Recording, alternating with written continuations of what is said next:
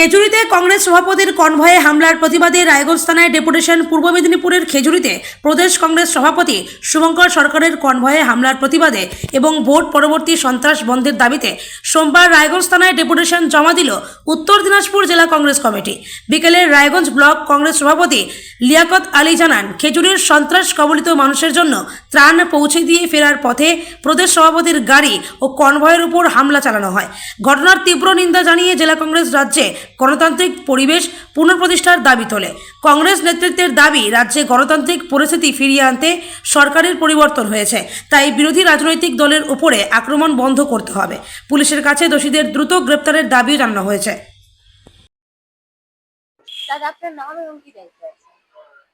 আমার নাম লিয়াকত আলী, রায়গঞ্জ ব্লক কংগ্রেসের সভাপতি। আজকে আপনাদের কি কর্মসূচি? আজকে আমরা উত্তর দিনাজপুর জেলা কংগ্রেসের পক্ষ থেকে আমাদের গতকাল যে আমাদের প্রদেশ কংগ্রেস সভাপতি শুভঙ্কর সরকারের গাড়ির উপরে হামলা হয়েছিল, বিজেপির কতিপয় লোক সেই হামলা করেছিল, বিজেপির মিছিল থেকে সেই হামলাটা হয়েছিল, তারই বিরুদ্ধে আমরা আজকে থানায় ডেপুটেশন দিতে এসেছি জেলা কংগ্রেসের তরফ থেকে। আপনাদের কি দাবি আছে? আমাদের দাবি যে সরকার যেন সবারই উপর সহানুভূতিশীল হয়। বিরোধী দল বলে আমাদের উপরে অত্যাচার করবে, বিরোধীদের উপর অত্যাচার করবে, এটা আমরা কখনো চাই না।